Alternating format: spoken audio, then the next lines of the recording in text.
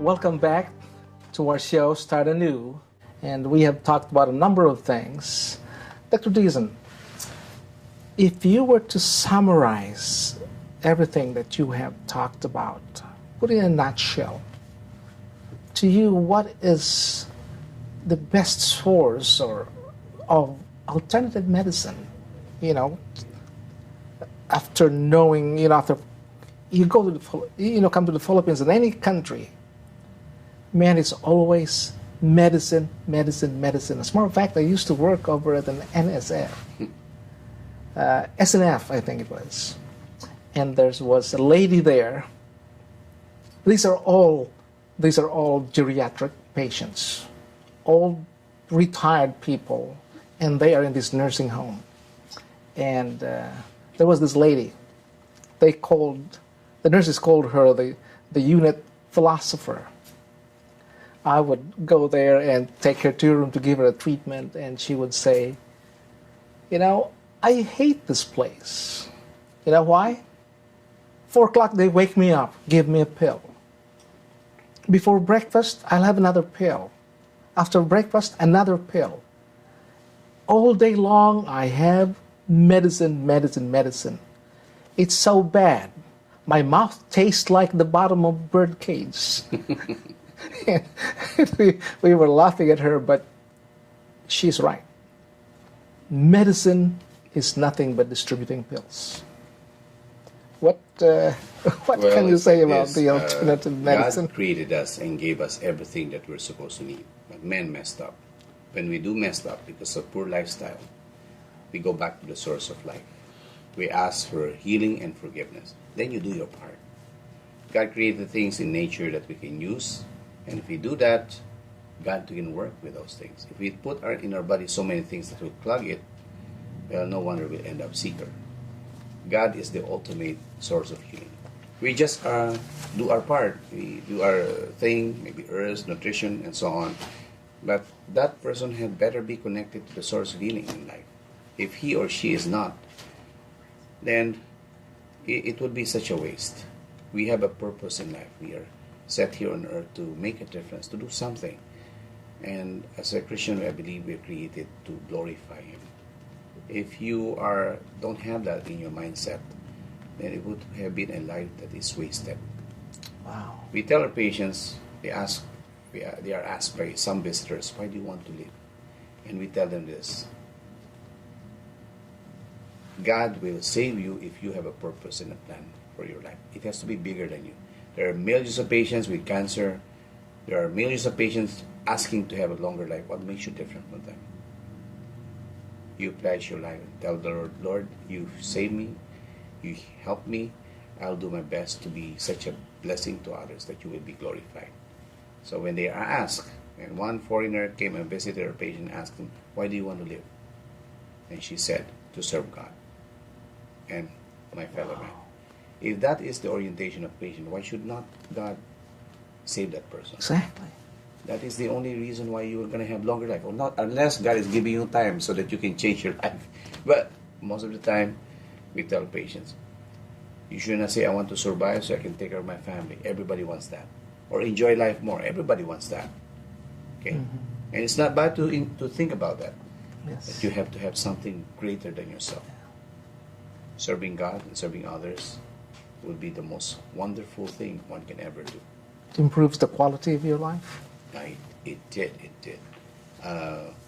When we see that God is using us despite our weaknesses, our failings, I'm just a general practitioner, but I've been led to so many things, and it's because when you're doing your best, there's a text in the Bible.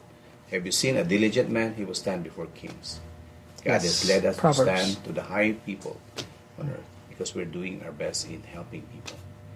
And if you are a healer, just because you heal the cancer patient or heal some patients with your modality doesn't mean you're going to heal everybody. God is going to drive you to your knees and make you realize you can't heal everybody, but you can help everybody. Yes. And when we get patients that are in severe case and they come to us, we believe if God sent that patient to you, you can help him. If not physically, then at least spiritually. Yes. One instance that came to my mind is there is actually two stories. There's a liver cancer patient. He was about to die. He knows he's about to die. He came to us and we started helping him. We got rid of the pain, but he was dying. His family didn't want him to stay. They said, Doc, we're from a faraway city, and if he expires here, we're going to have to go through every town and have to ask permission from each town. So send him home. So I told the patient, okay, we don't know what the future may hold, so I'll send you home. Just continue what you have and whatever God's plan is. And he knows he's going to go. So he said, okay. But then his wife came to us and said, Doc, he doesn't want to leave. This is where he found peace of mind. This is one where he found spiritual help. He doesn't want to leave. So I said, okay, let's ask him. The brothers and sisters of the patient have left. They're the ones who wanted him to go home. So I asked the patient, where do you want to go? He said, doctor, you said, send me home. No, not what I want, not what your brothers and sisters want. Where do you want to stay? Yes. And he knows he's going to die. And we know he knows. And he looked at us and said, where you guys are, there I will be. Wow. My staff cried behind.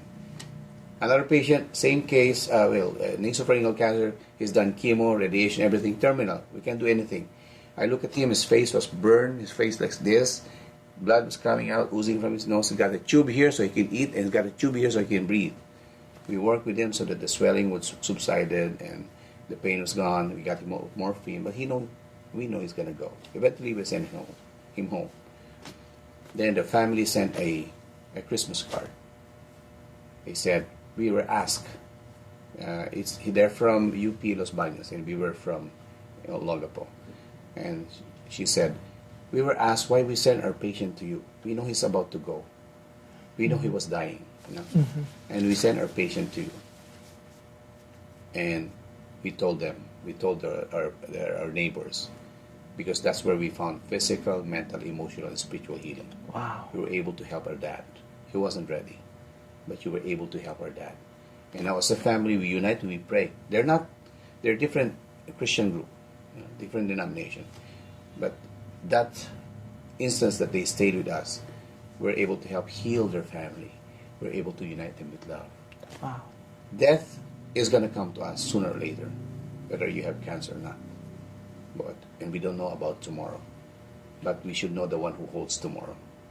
Yes. And when you're sick with a life-threatening disease, or even a small disease, it's still God who ultimately heals. It's God who you come to.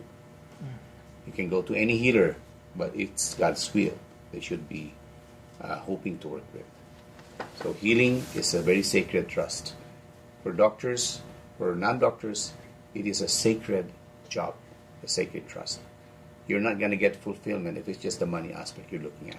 Yes. Sooner or later, it's not going to be fun. But if you do something that you know is something that God approves of, whether you get paid or not, you have that sense of feeling of fulfillment. It's going to keep you young. It's going to be fun.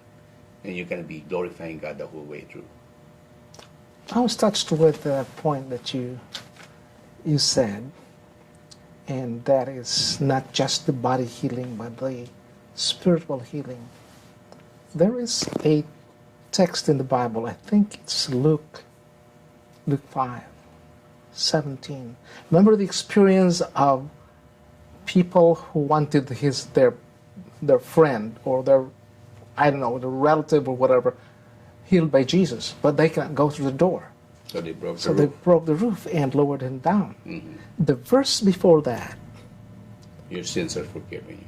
talks about something like this.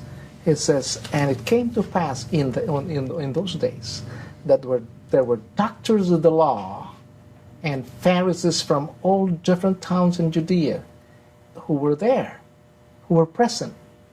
And the Spirit of the Lord was present to heal them all.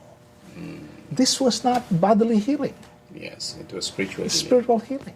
Well, you have to heal inside before you get well outside. And that reminds me of Nicodemus. I think he was probably he was probably there too, and he got healed, spiritually. So this is a real holistic approach you have.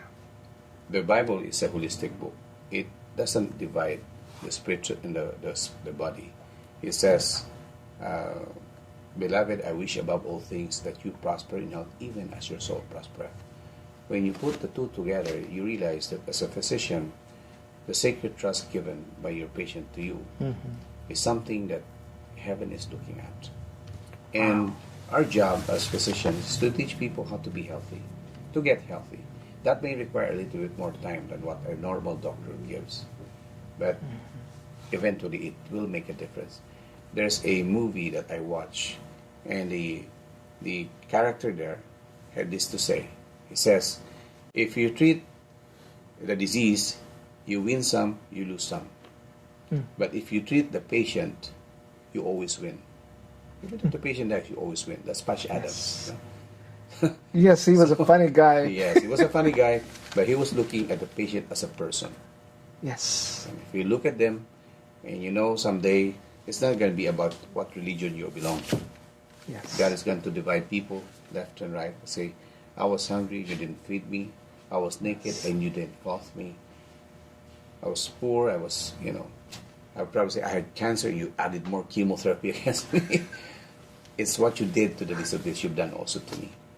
And if that is how you look at patients, how you treat them, knowing that when you're treating patients, you're actually treating Christ. For doing it or applying it to the Lord. Yes. I think you'll have a different orientation. You'll be either more fulfilled or treat patients with a little bit more respect and compassion.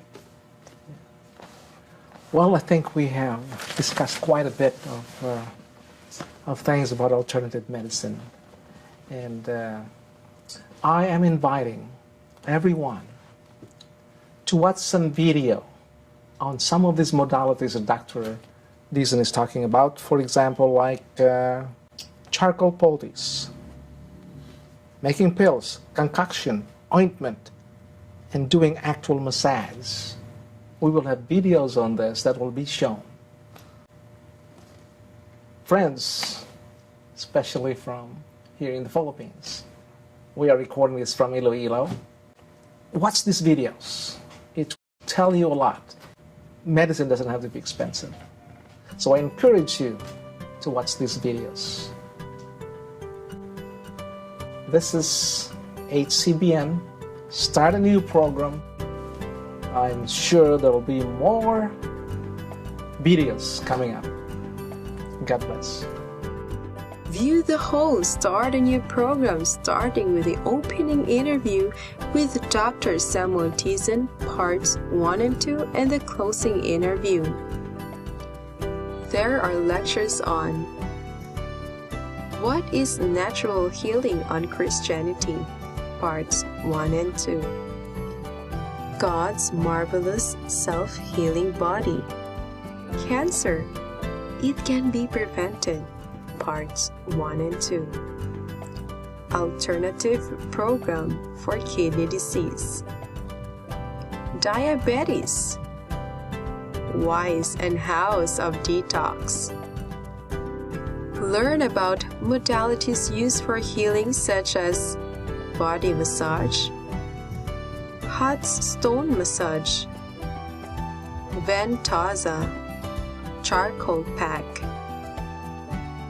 charcoal wrap, enema, and facial clay treatment. A video demo on how to prepare concoctions is also available. Watch the question and answer section recorded before a live audience. And enjoy the bonus sections on medical missionary work, also recorded before a live audience. Thank you, and may God keep you in good health.